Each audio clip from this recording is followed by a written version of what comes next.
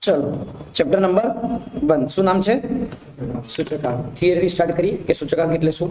તો આપણી આસપાસ ઘણા બધા ચલો છે જે ચલોના જ્યારે મતલબ આપણે નામ જોયા ત્યારે આપણને ખબર છે કે એમાં આવક આવે, કિંમત આવે, ઉત્પાદન આવે, રોજગારી આવે, બેરોજગારી આવે, મૂડી આવે, આયાત આવે, નિકાસ આવે, ખર્ચ આવે, બધામાં ઘણા બધા ફેરફાર થતા રહે છે. અને ફેરફાર માપવા માટેની મુખ્યત્વે બે રીતો છે, કઈ નિરપેક્ષ માપની રીત અને નિરપેક્ષમાં શું કરવામાં આવે છે? બાદબાકી લેવામાં આવે છે. પણ બાદબાકી બંનેમાં સરખી. પણ આપણે એ વસ્તુ જોઈ હતી કે બાદબાકી એ પ્રોપર કમ્પેરિઝન નથી, એ યોગ્ય સરખામણી નથી.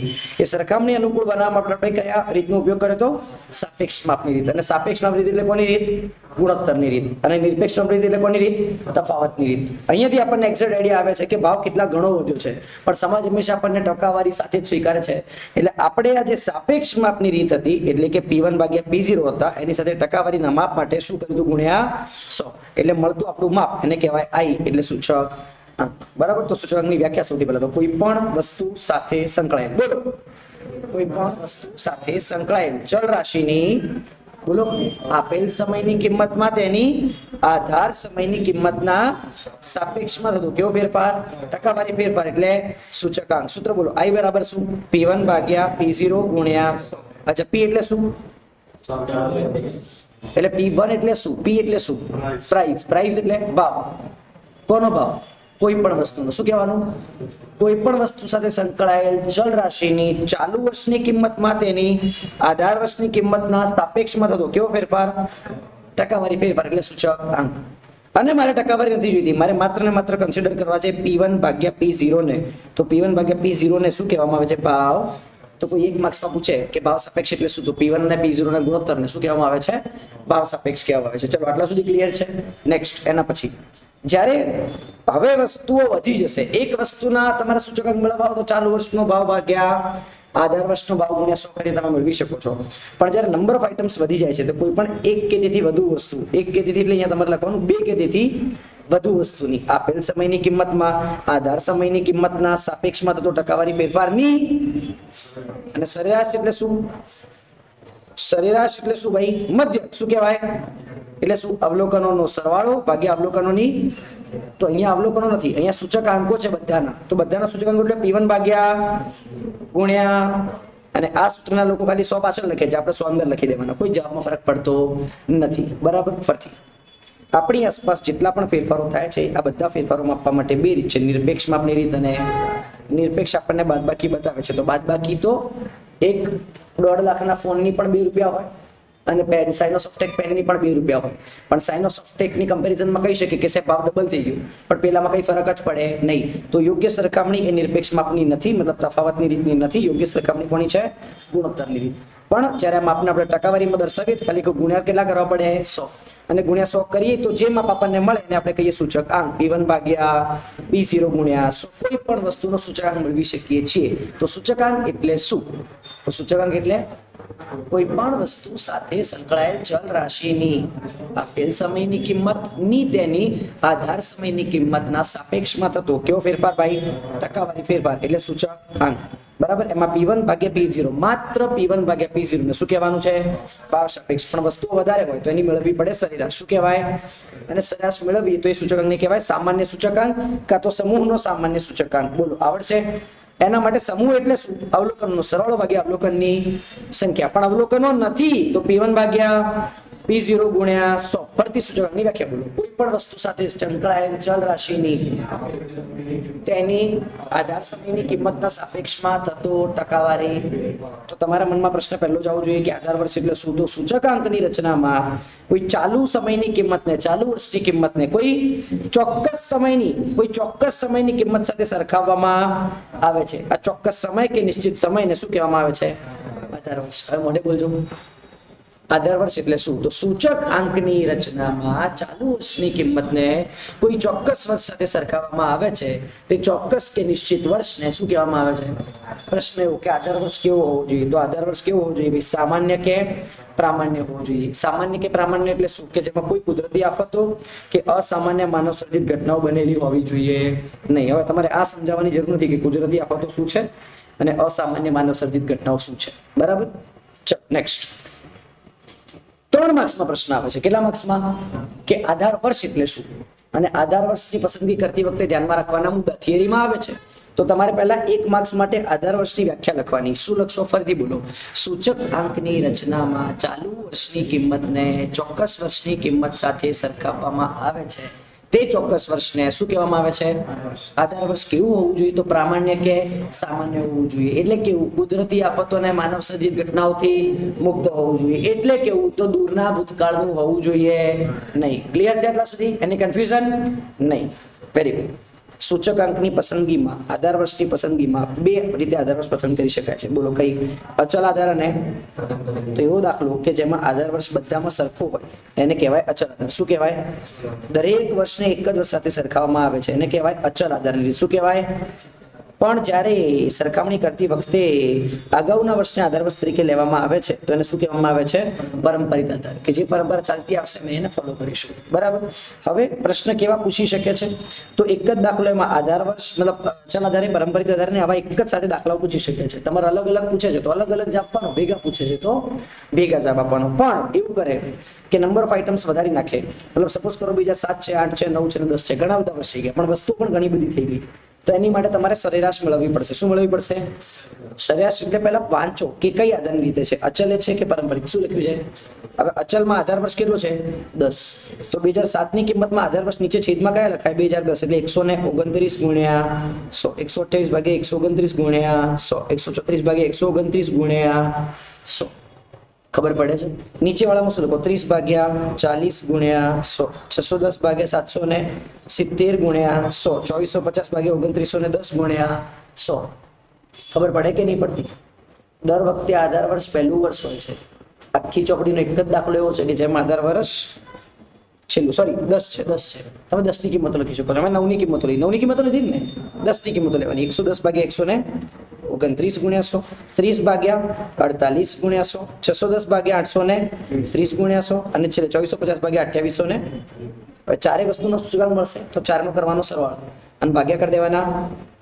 અરે મળે કે ના મળે? પણ કઈ આધારની રીત? અચ્છા, આ જ વસ્તુને શું કે પારંપરિક આધારની રીતે ગણો. તો જો આખા ટેબલમાં ઘઉંનો લોટ છે, એ આ તમારો દાખલો ઘઉંનો લોટ છે. આધાર વર્ષ કોને લેવાનો? વર્ષ 2011 ને. તો 40 ભાગ્યા 40 ગુણ્યા 100, 20 ભાગ્યા 20 ગુણ્યા 100, 50 ભાગ્યા 50 ગુણ્યા 100, 46 ભાગ્યા 40, 30 ભાગ્યા 20 અને 64 ભાગ્યા 50. હા કે ના? ફરીથી બોલો. 50 ભાગ્યા 40, 36 ભાગ્યા 20, 80 ભાગ્યા આધાર વર્ષ બધામાં કેવો હોવો જોઈએ? સરખો. ત્રણેયનો સૂચકાંક મળે બધાનો સરવાળો ભાગ્યા જો આવી ગયા છે ભાગ્યા 3 મળે છે કે નહીં? તો સાહેબ અહીંયાથી મળે તમને સમગ્ર વર્ષનો સૂચકાંક જે આવે 180.67. તો કહી શકો કે વર્ષ 2014 માં વર્ષ 2011 ની સરખામણી કેટલા ટકા વધારો થાય છે? 80.67% વધારો થાય છે ઘઉં, બાજરી, ચણા એના. બરાબર છે? ઓકે, અહીંયા સુધી કોઈ કન્ફ્યુઝન નથી? Very good. જવા દઈએ હવે આગળ. હવે આ તમારો પહેલો સ્વાધ્યાય. કયો સ્વાધ્યાય? 1.1. અચલ આવે, પારંપરિક આવે અને સરેરાશ આવે. એ તમને આવડે છે. વસ્તુ 2 થી વધારે આવે તો તમારે સામાન્ય સૂચકાંક મેળવવાનું. પણ અચલ આધારમાંથી પારંપરિક આધારમાં પરિવર્તન કરવાનું આવે તો તમારે મેળવવાનું કયું છે? પારંપરિક. તો ધ્યાન રાખવાનું. શું કરવાનું? 108 ભાગ્યા 138, 138 ભાગ્યા 144, 144 ભાગ્યા 96 અને 96 ભાગ્યા 132, 132 ભાગ્યા 120. કારણ કે પારંપરિક જ છે. સાહેબ સામે કિંમત આપેલી હોય કે સૂચકાંક, પારંપરિકનો નિયમ એક જ છે. અગાઉનું વર્ષ ગુણ્યા 100, અગાઉનું વર્ષ ગુણ્યા 100. પણ આમાં સાહેબ કેવું છે? પ્રથમ વર્ષ માટે જયારે તકલીફ આવી ઉભી રહી તો ત્યારે આપણે એક નિયમ બનાવેલો હતો. અંદર આપેલો છે, લખેલો પણ છે કે શું? જો તમને આધાર વર્ષ દાખલામાં આપેલું હોય તો તમારે સૂચકાંક એ જ લઈ લેવાનો. એટલે જે અચલ આધારનો હોય એ તમારો શું થઈ જાય? પારંપરિક આધારે. બરાબર. પણ જો ના આપેલો હોય તો શું કરવાનું? કે તમારે સૂચકાંક કેટલા લઈ લેવાના? 100. કેવી રીતે નક્કી કરવાનું? ફરી તમને કહું છું. પેલી બારી બંધ કરીએ. અચલ આધારમાંથી શું કરવાનું? પારંપરિક આધાર. તમે મેળવવા શું જઈ રહ્યા છો મને કહેજો? પારંપરિક નું કામ શું? ચાલુ વર્ષ ભાગ્યા અગાઉનું વર્ષ. ચાલુ વર્ષ ભાગ્યા. પણ સાહેબ આપણે તો કિંમતો આપેલી હતી ત્યારે બી એવું કરતા હતા, સૂચકાંક આપેલી ત્યારે બી એવું કરવાનું. હા, એવું જ કરવાનું. પણ પહેલા વર્ષ માટે શું કરવાનું એ આપણને ખબર નથી. કારણ કે 120 નો સૂચકાંક વર્ષ 2009 માં છે. બોલો હા કે ના? જો લોકોએ કીધું છે કે વર્ષ 2008 ને આધાર વર્ષ લઈને અમે દાખલો ગણ્યો છે તો તમારે જ્યારે આગળનું વર્ષ લેવાનું તો આનું વર્ષ 2000 કયું થાય? 8 જ થાય કે ના થાય? તો અહીંયા 120 ના 120 જ આવે કે જે અચલ આધાર છે એ જ શું થઈ જાય? પણ જો આધાર વર્ષ આપેલા ના હોય તો તમારે 120 હોય તો સામેની બાજુ શું લખી દેવાના? 100. કેમ 100? કારણ કે આ જ વર્ષ માટે ચાલુ વર્ષ છે ને આ જ વર્ષ મારા માટે આધાર વર્ષ છે. તમને કશું જ ખબર નથી પડતી તો મેં ટીક માર્ક પણ કરેલું છે કે ભાઈ આધાર વર્ષનો ઉલ્લેખ કરવામાં આવ્યો ન હોય તો સૂચકાંક કેટલા લઈશું? તો આખા દાખલામાં કયો આધાર વર્ષ લખેલું છે જોજો. તો પહેલા વર્ષ માટે કેટલું લઈ લેવાનું? 100. પણ સાહેબ નેક્સ્ટ દાખલામાં તો લખેલું છે, દેખાય છે? લખેલું છે એનો મતલબ કે વર્ષ 2008-9 ને 2007-8 ને આધાર વર્ષ તરીકે દાખલો લઈને ગણી દીધેલો છે. તો મારો જવાબ એટલો ને એટલો જ આવે, 126 નો 126 જ આવે, બરાબર. બાકી વર્ષ માટે શું? તો તમે મેળવવા તો પારંપરિક જ જઈ રહ્યા છો, તો ચાલુ અગાઉ ચાલુ અગાઉ ચાલુ અગાઉ આવડી જશે. પ્રશ્ન ક્યાં આવે? અચલમાંથી પારંપરિકમાં નથી આવતો. ક્યાં આવે? પારંપરિકમાંથી અચલમાં આવે. એટલે શું કરવાનું? દાખલો મોટું સૂત્ર, ચાલુ વર્ષનો પારંપરિક આધારે, અગાઉના વર્ષનો અચલ આધારે ભાગ્યા 100. બોલજો. ચાલુ વર્ષનો પારંપરિક આધારે સૂચકાંક, અગાઉના વર્ષનો અચલ આધારે સૂચકાંક ભાગ્યા 100. કેવી રીતે? જો એક બાજુથી લેવાના, એક ઉપરથી લેવાના, બંનેનો ગુણાકાર ભાગ્યા 100. એક બાજુથી લેવાના, એક ઉપરથી લેવાના, કારણ કે ઉપરવાળા ઓલરેડી અચલ આધારે છે. તો સાહેબ મને આ વખતે દાખલામાં આપેલા છે પારંપરિક આધારે. શું આપેલા છે? જો પારંપરિક આધારે સૂચકાંક આપેલા છે. આ છે કે નહીં? અરે છે કે નહીં? મારે એમને શેમાં ફેરવવાના? અચલ આધારે. કશું જ બોલ્યા વિચાર્યા વગર પહેલો જે જવાબ હોય એ તમારે અહીંયા લખી નાખવાનો. કારણ કે દાખલો જ્યારે અચલથી લખો કે પારંપરિક, તમને આધાર વર્ષ આપેલું હોય કે ના આપેલું હોય, તમારે પહેલા વર્ષનો તો સૂચકાંક સરખો આવે અને સરખો જ આવે. તો બે વસ્તુ ભેગી થઈ. અચલમાંથી પારંપરિક કરો ત્યારે જોવાનું કે આધાર વર્ષ આપેલું છે કે નહીં. પણ જ્યારે પારંપરિકમાંથી અચલનો દાખલો ગણો ત્યારે કશું જ જોવાનું નહીં, કારણ કે ઓલરેડી પારંપરિક ગણેલો છે, મતલબ એને અગાઉના વર્ષને આધાર વર્ષ લીધેલો છે. તો તમારી વસ્તુ હેડેક લેવાની જરૂર નથી, એઝ ઇટ ઇઝ લખી નાખવાનું. પછી શું? ચાલુ વર્ષનો પારંપરિક આવી ગયો, અગાઉના વર્ષનો અચલ આવી ગયો ભાગ્યા 100. પછી ફરીથી ચાલુ વર્ષનો પારંપરિક અને અગાઉના વર્ષનો અચલ ભાગ્યા 100. આવી જશે કે નહીં આવી જશે? બરાબર. નેક્સ્ટ ચાલુ વર્ષનો કયો? પારંપરિક ગુણ્યા અગાઉના વર્ષનો અચલ ભાગ્યા 100. આવડી જશે. આ દાખલો તમારે થઈ જશે. બોલો, એની કન્ફ્યુઝન નથી. નેક્સ્ટ તમારા મોસ્ટ ફેવરેટ વિશિષ્ટ સૂત્રો. પહેલું કઈ રીત? બોલો કયું? સિગ્મા IW ભાગ્યા સિગ્મા. બરાબર, આવડી જશે. પાક્કું જોઈ લેજો, જોજો લે. આપણે આખો દાખલો ગણેલો છે. આઈ ક્યાં છે? આઈ ક્યાંથી મળ્યો તમને? આઈ મળ્યો છે? પહેલા જેજો ચેક કરો. નથી મળ્યો શું કરવાનું? P1 ભાગ્યા P0 ગુણ્યા 100. તો આઈ નું કોલમ મળી ગયું. મળી ગયું કે ના મળ્યું? અરે મળે કે નહીં? આઈ મળી ગયા. પછી W આપેલા છે, યસ. તો IW નો શું કરવાનો? ગુણાકાર. સિગ્મા IW ભાગ્યા સિગ્મા W. આ કઈ ભારિત સરેરાશ. અને ભાર જ્યારે હું અલગ અલગ આપવા બેસું તો 3 સૂત્ર બને. પહેલું કયું? લાસ્પેર. પછી કયું? પાશેલ. અને પછી કયું? ફિશર. બોલજો સૂત્ર. લાસ્પેર એટલે શું? સિગ્મા P1 Q0 ભાગ્યા સિગ્મા P0 Q0 ગુણ્યા 100. પાશેલ એટલે કયું? સિગ્મા P1 Q1 ભાગ્યા સિગ્મા P0 Q1 ગુણ્યા 100. અને ફિશર એટલે કયા? વર્ગમૂળની અંદર લાસ્પેર ગુણ્યા પાશેલ. એની કન્ફ્યુઝન નહીં. વાત પૂરી. ચલો આવડી જશે. હવે કેમ ફિશરના સૂચકાંકને શ્રેષ્ઠ સૂચકાંક કહેવામાં આવે છે? કારણ કે ફિશરના સૂચકાંકની અંદર ખાસ વસ્તુ કયું કે એમાં આધાર વર્ષ અને ચાલુ વર્ષ બંને વર્ષના જથ્થાને ગણતરીમાં લેવામાં આવે છે.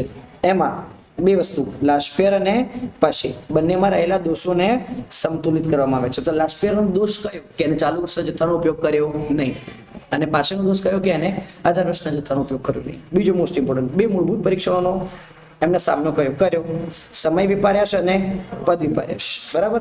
અને સૌથી શ્રેષ્ઠ મધ્યકનો ઉપયોગ કરો, જેનું નામ છે ગુણોત્તર મધ્યક. હવે કોઈ પણ દાખલો તમને લાસ્પેર પાશેલ અને ફિશર આવડે ને આવડે છે. ખાલી આમાં એક ભારે દાખલો કયો હવે આવી યાદ? શું કરવાનું? એકમોનું રૂપાંતરણ. શું કરવાનું? હવે લોકો એમ કે સાહેબ અમુક ખબર નહીં પડતી. એટલે ખબર પાડવાની જ નહીં તારે કોઈ. તો 20 કિલોગ્રામનો તને ભાવ લખેલો છે, તો ભાગ્ય શું કરી દેવાના? ભાગ્યા 20 કરાય? કેમ? હવે આમાં કેમ ના કરે? ચલો કહો કેમ? કારણ કે સાહેબ આનો ભાવ તો શેમાં છે? હવે ક્વિન્ટલ એટલે બેઝિક ગણતરી તમને આવડવી જોઈએ. ક્વિન્ટલ એટલે કેટલા કેજી? 100. તો ભાગ્યા 100. કિલોગ્રામ કશું નહીં કરો, મીટર કશું નહીં કરો, લીટર કશું નહીં કરો, ડઝન આપેલું છે તો ભાગ્યા 12. કેમ? કારણ કે સામે ખરીદી શેમાં છે? તો 1 ડઝન બરાબર કેટલા નંગ? 12 નંગ. તો ભાગ્યા શું કરી દેવાના? 12. એની કોઈ કન્ફ્યુઝન છે નથી. તો હું માનું છું આ વસ્તુ તમને આવડે છે. હવે આ વસ્તુ જ્યારે ન કરતા તમને આખી ગણતરી જે પહેલા બતાવેલી છે એની આખી ગણતરી તમારી સામે મૂકી દઉં છું. આવી ગયું? ફેરફાર લોકો ક્યાં ક્યારે? સાહેબ જથ્થામાં તો ફેરફાર આવ્યો જ નહીં, ખાલી એક જ જગ્યાએ ફેરફાર આવ્યો. દેખાય? 1200 ગ્રામ ના લખાય, શું લખાય? 1.2 કિલો. 2000 ગ્રામ ના લખાય, શું લખાય? 2 કિગ્રા. બસ આટલી વસ્તુ હતી. પછી આખો દાખલો કરી નાખવાનો. આવું કશું જ કરવાની જરૂર નથી. તમારે દાખલો ડાયરેક્ટ આ રીતે જવા દેવાનો છે. લાસ્પેર પાસે અને ફિશર. બીજું, આધાર વર્ષના ભાવને કહેવાનું P0 અને એના જથ્થાને કહેવાનું Q0. ચાલુ વર્ષના ભાવને P1 અને જથ્થાને આવડી જશે. પછી તો કયું લાસ્પેર હોય કે પાસે હોય કે ફિશર, હું માનું છું તકલીફ નહીં પડે. બોલો શું છે? હવે વાંચો. શું છે? જીવન નિર્વાહ ખર્ચનો સૂચક. મૂળ તો પાછળ સૂચકાંક જ છે. બોલજો સૂચકની વ્યાખ્યા સુધી. કોઈ પણ વસ્તુ સાથે સંકળાયેલ ચલ રાશિની આપેલ સમયની કિંમતમાં આધાર સમયની કિંમતના સાપેક્ષમાં થતો ટકાવારી ફેરફાર એટલે સૂચકાંક. પણ હવે સૂચકાંક કોનો છે? જીવન નિર્વાહ ખર્ચ. કોનો હોય જીવન નિર્વાહ ખર્ચ? માણસોને શું ભાગલા પાડેલા છે ને, સમાજના અલગ અલગ વર્ગો વહેંચેલા છે. તો આખી વ્યાખ્યા વાંચો, કેટલી મસ્ત લખેલી છે કે ભાઈ સમાજના કોઈ એક વર્ગના લોકોના જીવન નિર્વાહ ખર્ચમાં ચાલુ વર્ષમાં આધાર વર્ષની સરખામણીએ થતો ફેરફાર એટલે જીવન નિર્વાહ ખર્ચનો સૂચકાંક. તમે ગૂગળ પટ્ટી કરો છો, તમે એક જોઈ લો, જોજો વાંચો, તમને યાદ રહેતો. સમાજના કોઈ એક વર્ગના લોકોના કોઈ એક સમયે જીવન નિર્વાહ ખર્ચમાં થતો આધાર વર્ષની સરખામણીમાં ચાલુ વર્ષે થતો સાપેક્ષ ટકાવારી ફેરફાર એટલે સૂચકાંક. પણ તમને તો વ્યાખ્યા પેલી જ યાદ કઈ? કોઈ પણ વસ્તુ સાથે સંકળાયેલ ચલ રાશિની તેની આધાર સમયની કિંમતના સાપેક્ષમાં થતો ટકાવારી ફેરફાર. તો તમારે પેલું લાઈન તો સેમ જ રાખવાની. કઈ? ચાલુ વર્ષની કિંમતમાં આધાર વર્ષની કિંમતની સાપેક્ષમાં થતો ટકાવારી ફેરફાર એટલે જીવન નિર્વાહ ખર્ચનો સૂચકાંક. પણ શરૂઆત ક્યાંથી કરવાની? સમાજના કોઈ એક વર્ગના લોકોના જીવન નિર્વાહ ખર્ચ ચાલુ વર્ષની અંદર આધાર વર્ષની સરખામણી થતો ટકાવારી ફેરફાર તો સાપેક્ષ ટકાવારી ફેરફાર એટલે જીવન નિર્વાહ ખર્ચનો સૂચકાંક. એની ગણતરી બે રીતે થાય. બોલો કઈ રીતે? કુલ ખર્ચની રીતે અને કૌટુંબિક તો તમને ખબર છે, સિગ્મા IW ભાગ્યા સિગ્મા W. કુલ ખર્ચ એટલે કાં તો લાસ્પેર કાં તો પાસે. લાસ્પેર ક્યારે ઉપયોગ કરવાનો? જ્યારે આધાર વર્ષનો જથ્થો. અને પાસે ક્યારે ઉપયોગ કરવાનો? જ્યારે ચાલુ વર્ષનો જથ્થો હોય. ખબર પડે છે હું શું છું? 16, 18 આ રીતે વેટેજ છે. 16 માર્ક્સનું વેટેજ છે. તો 5 માર્ક્સનો એક દાખલો આવશે ને આવશે જ. બાકી 3 માર્ક્સના બી તો આવશે કે નહીં? એ બી 2 દાખલા આવશે 3 માર્ક્સના. તો દરેકે દરેક વસ્તુને ધ્યાનથી સમજજો. બરાબર? જો પાર એટલે W, સૂચકાંક એટલે IW. તો તમારું કામ થઈ જાય કે ના થઈ જાય? Okay, next. એના પછી બોલો શું લખેલું છે? જીવન નિર્વાહ ખર્ચના સૂચકાંકના ઉપયોગો. સૌથી મોસ્ટ ઇમ્પોર્ટન્ટ કયો? વાસ્તવિક વેતન. શું? વેતન ભાગ્યા જીવન નિર્વાહ ખર્ચનો સૂચકાંક ગુણ્યા 100. નાણાંની ખરીદ શક્તિ બરાબર 1 ભાગ્યા જીવન નિર્વાહ ખર્ચનો સૂચકાંક ગુણ્યા 100. બરાબર? આ બધા દાખલા તમને હવે આવડે છે. બીજું, જો કોઈ ભારે દાખલો આવે છે તો જ્યારે ફેરફારમાં સરવાળો વધારો થાય છે તો શું કરવાનું? સરવાળો. અને ઘટાડો થાય તો શું કરવાનું? જો 3 વસ્તુ છે, A, B અને C. એના ભાવમાં 90% વધારો થાય તો સૂચકાંક 120% વધારો થાય તો 220. 70% વધારો થાય તો 170. આમાં કોઈ કન્ફ્યુઝન નથી. પણ જ્યારે ઘટાડો થાય તો કેટલા ટકા ઘટાડો થયો? 2. તો 100 માંથી 2 ઘટાડી નાખો, 98. અને 100 માંથી 5 ઘટાડી નાખો તો કેટલા? 95. હવે લોકો આમાં કન્ફ્યુઝ થાય છે. અરે તમને ગુજરાતી ઇન્ટરપ્રિટેશન કરતા ના આવડે ગુજરાતી મીડિયમમાં તો આ ડખાવાળો કહેશે. કેટલું મસ્ત લખ્યું છે, જોજો મજા આવશે. વસ્તુ A વસ્તુ B કરતા 4 ગણી મહત્વની છે. તો B 1 હોય તો A કેટલી થઈ જાય? કારણ કે વસ્તુ A B કરતા કેટલા ગણી છે? 4 તો પેલા નહીં લખવાનું, પેલા શું લખી દેવાનું? આટલું ક્લિયર. બીજામાં શું લખેલું છે કે એના પછી વસ્તુ A કરતા જો વસ્તુ C એ વસ્તુ A કરતા 6. હવે A 4 હોય તો એના કરતા 6 ગણી એટલે 6 × 24.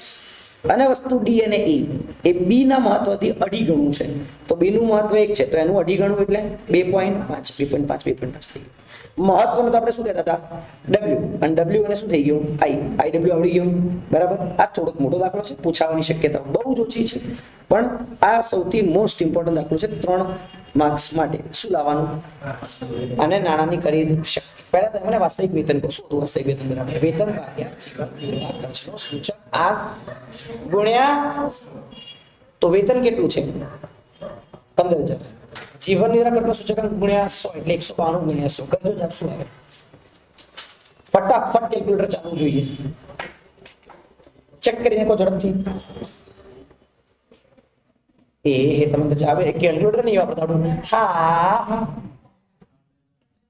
7,800 12.5. આ બીજાનું લાવજો 15,600 ભાગ્યા 200 3 ગુણ્યા 100.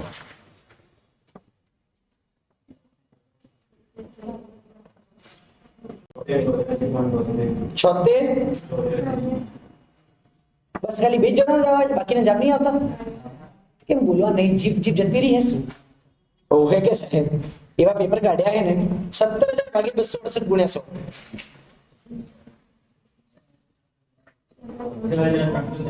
તો 100 क्या है? टेंशन नहीं. અને ચલો કરો 20,000 ભાગ્યા 287 ગુણ્યા 100.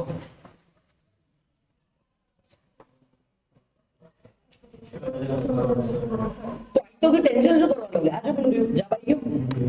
અને છેલ્લું શું છે? નાણાંની ખરીદ શક્તિ કયા વર્ષ માટેની? તો 15 નો સૂચકાંક કેટલો છે? 200 ને. તો નાણાંની ખરીદ શક્તિ એટલે 1 ભાગ્યા જીવન નિરાકરણનો સૂચકાંક ગુણ્યા 100. તો 1 ભાગ્યા 287 કરો. લે કેટલો જવાબ આવે?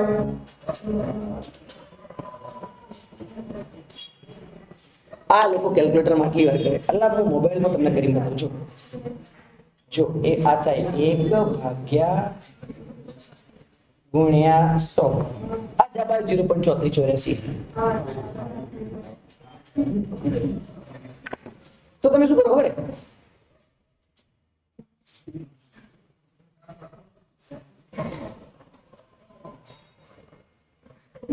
શું હે? પોતાના પર તો વિશ્વાસ રાખો. અરે આળસુઓ. ચલો થઈ ગયું એટલા સુધી. ઓકે, ના દાખલા સૌથી મોસ્ટ ઇમ્પોર્ટન્ટ ના દાખલા. હવે આ લોકો આમાંથી ડરે ગભરાય. શું અલ્યા શું લ્યા? આ જો 1600 રૂપિયા ભાવ તો વધીને કેટલો થઈ ગયો? 1800. શું પૂછે છે ખબર? સૂચકાંક શોધો. અલ્યા તો 1800 ભાગ્યા 1600 ગુણ્યા 100 કરો. કેલ્ક્યુલેટર હેડવું જોઈએ. કરો 1800 ભાગ્યા 1600 ગુણ્યા 100. પાછા ગુણ્યા 100 કરશે. અલ્યા ગુણ્યા 100 કરાય? આટલા મોટા 12મા ધોરણમાં આયા પછી ગુણ્યા 100 કરાય? 100 આવે તો 100 કરાય, પણ 100 આવતા જ નથી સાહેબ. સાહેબ તમે બધું દુખાવાળી વાત કરો. અચ્છા અહીંયા વાંચો શું લખેલું છે? લાસ્ટ પેજ નો સૂચકાંક ખબર પડી ગઈ. આઈ ઓફ એફ ફિશર ના સૂચકાંકથી આઈ ઓફ એફ થી 8 ભાગ્યા 9 ગણો છે. 8 ભાગ્યા 9 ગણો થઈ તો ગયું છે ને? તો ફિશર નું સૂચકાંક તો 180 એટલે 180 8 ભાગ્યા 9 એટલે 9 દુ 18 8 દુ 16 160. શું ગણો? એટલે આ કેલ્ક્યુલેટર ગણો. મારું પતિ 160 આવી ગયું. લાસ્ટ પેર આપેલો છે, ફિશર આપેલો છે, તો પાસે મળે કે ના મળે? બસ તો પછી દાખલો પૂરો થઈ ગયો. જો આધાર વર્ષના ઉત્પાદનથી ઉત્પાદન 3 ગણું વધ્યું હોય. 3 ગણું એટલે 3 ગુણ્યા 100. એનો જવાબ આવે 300. 3 ગણું થયું છે એવું લખ્યું. 3 ગણું થયું છે એવું લખ્યું. 3 ગણું થયું હોય તો 300. પણ 3 ગણું વધ્યું છે તો પ્લસ 100. જવાબ કેટલો? હવે ક્લિયર છે? કોઈ કન્ફ્યુઝન નથી? હું તમને કહું કે 2.5 ગણું વધ્યું છે તો 2.5 ગણું એટલે 250 થયું છે, પણ વધ્યું છે તો પ્લસ. તો જવાબ કેટલો આવે? અરે આવે કે ના આવે? લ્યા હા બોલો. ચલો હવે આ most important P1 Q0 P0 Q0. આ તો લાસ્ટ પેજ છે. કરો કેલ્ક્યુલેટરમાં 3 ભાગ્યા 2 ગુણ્યા 100. પાછા કરે અમે તો કે હજ કરું ની ડાયરેક્ટ આપી દેવો કે.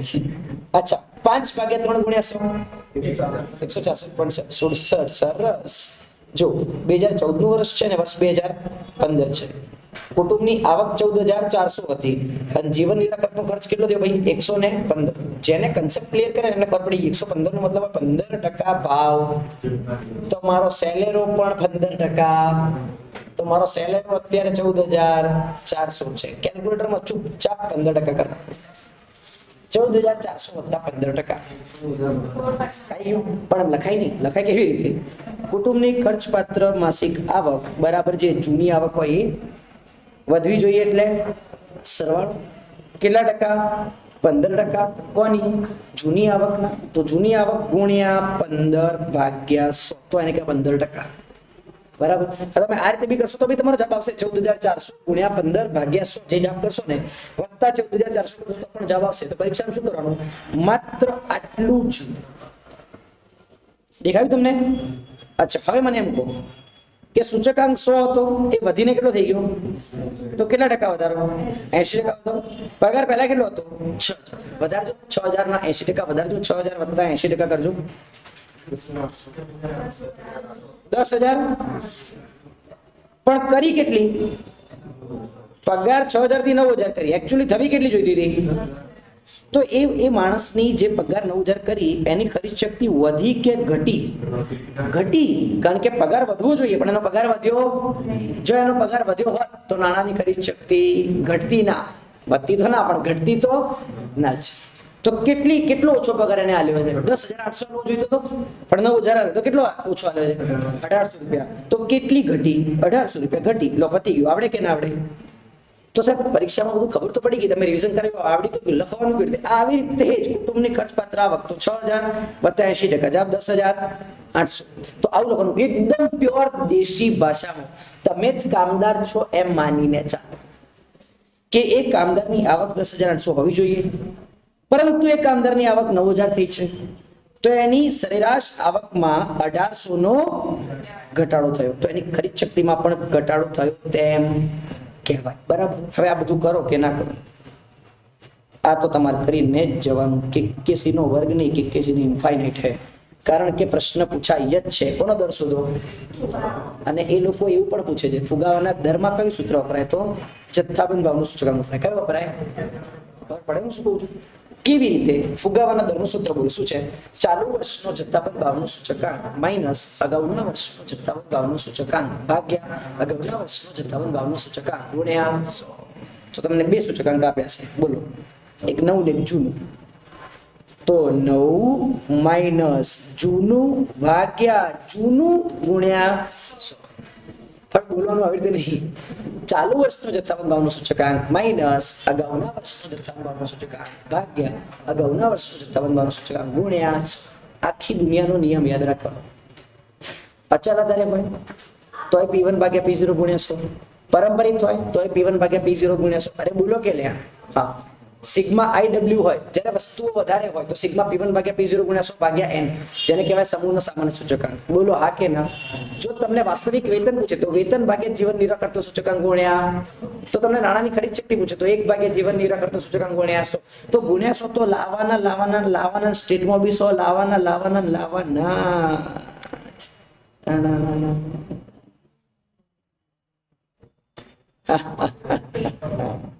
ચલો જવા દઈએ, હવે આવડી જશે. નેક્સ્ટ બોલો. 250% વધારો એટલે કેટલો? 300 ને આ કેવું ના પડે ભાઈ. 265% વધારો એટલે 300 ને 300% વધારો એટલે 400. 12 તો આપેલા જ છે. IW most important. કયા? 7મો અને 8મો. બરોબર. આપણી ચેપ્ટર કમ્પ્લીટ છે. અરે પાક્કું કમ્પ્લીટ છે. પાક્કું કોઈ પ્રશ્ન નથી. 100% કોઈ પ્રશ્ન નથી. તો લાંબા ગાળાના ફેરફારો માપવા હોય તો અચળ, ટૂંકા ગાળાના માપવા હોય તો પારંપરિક દર. લાસ્ટ ફેરમાં પણ વપરાય આધાર વર્ષ. જીવન નિર્વાહ કરતા સૂચકાંકમાં કયો ભાવ? કારણ કે એમનો જીવન નિર્વાહ છૂટક ભાવથી જ થાય છે, બાજુવાળા પાર્લરથી જ ભાવ લાવવો પડે. સમજ્યા કે ના? કૌટુંબિક બજેટમાં કયું વર્ષ? આધાર વર્ષ. શ્રેષ્ઠ સરેરાશ એટલે લોકોના જીવન ધોરણનો ખ્યાલ એટલે જીવન નિર્વાહ. 4.5 ગણો વધે છે તો 500 ને, પણ 4.5 ગણો થાય છે તો 450. નાણાંની ખરીદ શક્તિ આપેલી છે તો સૂચકાંક 133.33. સૂત્ર ડાયરેક્ટ સૂત્ર ગોગજો, મતલબ માર ખાઓ. જો સૂચકાંક 180 આપેલો તો 80% વધારો, 120 આપેલા હોય તો 20% વધારો, પણ 200 આપેલા હોય તો 100% વધારો. તો હાર્યું સાહેબ 100% નો ભાવ હોય તો શું લખ્યું? ચાલે નહીં. આપણે તો ઓપ્શન સી ટ્રાય કરો. નાણાંની ખરીદ શક્તિ સૂત્ર બોલો. 1 ભાગ્યા જીવન નિર્વાહ કરતો સૂચકાંક ગુણ્યા 100. Very good. જો બે સરખા હોય તો 3 સરખા થાય. પરથી 20,000 પગાર હોય, વધારવાનો હોય, 30% વધારો થયો હોય તો 20,000 વત્તા 30%. જોઈ લો કેલ્ક્યુલેટરમાં કરીને. 20,000 વત્તા 30%. શિયાળામાં આયા તો બેહી રહ્યા હો, અલ્યા કેલ્ક્યુલેટરમાં દોડા. હા, આવડી જશે. પાછળના સૂચકાંક માટે P1 ભાગ્યા P0 સાથે કોનો ગુણાકાર કરવો પડે? P0 Q1 નો. ફરીથી P1 ભાગ્યા P0 છે, ગુણ્યા હું P0 Q1 કરું તો P0 કપાય તો વધે P1, તો મને મળે પાસે. તો એ લોકો લખ્યું જ છે કે પાસેનું સૂચકાંક મેળવવા માટે કોનો ગુણાકાર કરવો પડે? તો યાદ રાખજો કોનો? P0 અને Q1. પ્રશ્ન નંબર 1. ભાવ સાપેક્ષ એટલે શું? P1 ભાગ્યા એને શું કહેવાય? ભાવ. પરીક્ષામાં તો લખશો ચાલુ વર્ષનો ભાવ અને આધાર વર્ષના ભાવના ગુણોત્તરને શું કહેવાય? સ્માર્ટ છો. બે ભિન્ન સમય તથા ફેરફારો સરખાવવા માટે કઈ રીત વધુ અનુકૂળ છે? નિરપેક્ષ કે સાપેક્ષ? એમ વિચારવાનું. કઈ? સાપેક્ષ. કોઈ વસ્તુનો સૂચકાંક 130 હોય તેનું અર્થઘટન કરો, તેમાં 30%નો, પણ શેમાં લે? જથ્થાનો સૂચકાંક 130 છે તો જથ્થામાં 30%નો, ભાવનો સૂચકાંક 130 તો ભાવમાં 30%નો વધારો. બરાબર. આધાર વર્ષ એટલે શું? ચલો બોલો હવે. સૂચકાંકની રચનામાં ચાલુ વર્ષની કિંમતને કોઈ ચોક્કસ વર્ષની કિંમત સાથે સરખાવવામાં આવે છે. તે ચોક્કસ વર્ષને સ્માર્ટ. ચલો, પારંપરિક આધારના સૂચકાંકનું અચલ આધારના સૂચકાંકમાં પરિવર્તન. પેલું મોટું સૂત્ર.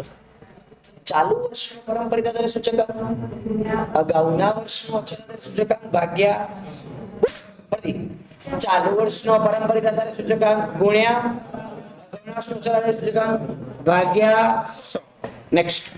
સૂચકાંકની વ્યાખ્યા આપો. કોઈ પણ વસ્તુ સાથે સંકળાયેલ ચલ રાશિની આપેલ સમયની કિંમતની આધાર સમયની કિંમતના કેવો ફેરફાર એટલે સૂચકાંક. જીવન નિરાકરતો સૂચકાંક એટલે શું? લોકો માટે શું? એમની ચાલુ સમયની કિંમતમાં આધાર વર્ષની કિંમતના સાપેક્ષમાં થતું ટકાવારી એટલે અરે હા કે ના? સમાજના કોઈ એક વર્ગના લોકોના જીવન નિર્વાહ ખર્ચ, એ તો લખવું પડશે ને શબ્દ. જીવન નિર્વાહ ખર્ચ, ચાલુ વર્ષનો જીવન નિર્વાહ ખર્ચ એમના આધાર વર્ષના સરખામણીએ થતો સાપેક્ષ ટકાવારી ફેરફાર એટલે જીવન નિર્વાહ ખર્ચનું સૂચક. વાંચવું પડશે, વારંવાર રિવિઝન કરવું પડશે, બાકી પેપર એમને સારું જશે. ભાર એટલે શું? જ્યારે વસ્તુને તેના મહત્વના પ્રમાણમાં આંક આપવામાં આવે છે તેને શું કહેવામાં આવે છે? ભારના બે પ્રકાર, ગર્ભિત ભાર અને સ્પષ્ટ ભાર. તો જ્યારે વસ્તુની જાતના પ્રમાણમાં એને ભાર આપવામાં આવે તેને શું કહેવાય? ગર્ભિત ભાર. બરોબર. આ ભાર આપવાની કઈ રીત છે? બે રીતો છે, પ્રત્યક્ષ અને પરોક્ષ. બરાબર. આ યાદ રાખવાનું. સૂચકાંકના મૂળભૂત પરીક્ષણોના નામ બે હતા. કયા? સમય વિપર્યાસ અને પારંપરિક આધાર સૂચકાંક એટલે શું? તો જે સૂચકાંકમાં અગાઉના વર્ષને આધાર વર્ષ તરીકે લેવામાં આવે એવા સૂચકાંકને શું કહેવામાં આવે છે? કાં તો એવા સૂચકાંક કે જેમાં આધાર વર્ષ પ્રત્યેક વર્ષે બદલાઈ જાય એને શું કહેવાય? પારંપરિક આધાર સૂચકાંક. બોલો, તેલના ભાવનું સૂચકાંક ₹500 છે, હોય ખરું કે ખોટું? ખોટું. જો ખોટું હોય તો સુધાર પરથી લખો. તેલના ભાવનો સૂચકાંક કેટલો છે? 500 છે, રૂપિયા આવે નહીં. ફુગાવાના દર માટે કયા સૂચકનો ઉપયોગ કરવામાં આવે છે? તો સૂત્ર બોલો. ચાલુ વર્ષનો જથ્થાબંધ ભાવનો સૂચકાંક માઈનસ અગાઉના વર્ષનો જથ્થાબંધ ભાવનો સૂચકાંક ગુણ્યા મોંઘવારી ભથ્થાનો દર શોધવો છે. તો કયું સૂચકાંક? જીવન નિર્વાહ ખર્ચનો સૂચકાંક. કોઈ પણ લોકોના જીવન ધોરણનો ખ્યાલ મેળવવો તો એક જ સૂચકાંક છે. કયો? ખાલી અહીંયા જ જુદો છે. કયો? ફુગાવાના દર માટે. અચ્છા, અચળ આધારિત અને પારંપરિકનો મુખ્ય તફાવત લખો. લાંબા ગાળાના ફેરફારો માટે અચળ, ટૂંકા ગાળાના ફેરફાર માટે આધાર વર્ષ પ્રત્યેક વર્ષે અચળ રહે છે. આમાં આધાર વર્ષ પ્રત્યેક વર્ષે તો બસ, તો આધાર વર્ષે કયા વર્ષે બદલાઈ જાય? તો કઈ રીતમાં? પારંપરિક આધારની રીતમાં. સૌથી સરેરાશ, સૌથી પ્રચલિત સરેરાશ કઈ છે? તો કઈ? ભારિત સરેરાશ. શ્રેષ્ઠ કોણ છે? ગુણોત્તર મધ્યક. સૂચકાંકની ગણતરીમાં આધાર વર્ષ કેવું હોવું જોઈએ? પ્રામાણ્ય કે સામાન્ય જોઈએ? દૂરના ભૂતકાળનું હોવું જોઈએ નહીં. કુદરતી આફતો અને અસામાન્ય માનવ સર્જિત ઘટનાઓથી મુક્ત હોવું જોઈએ.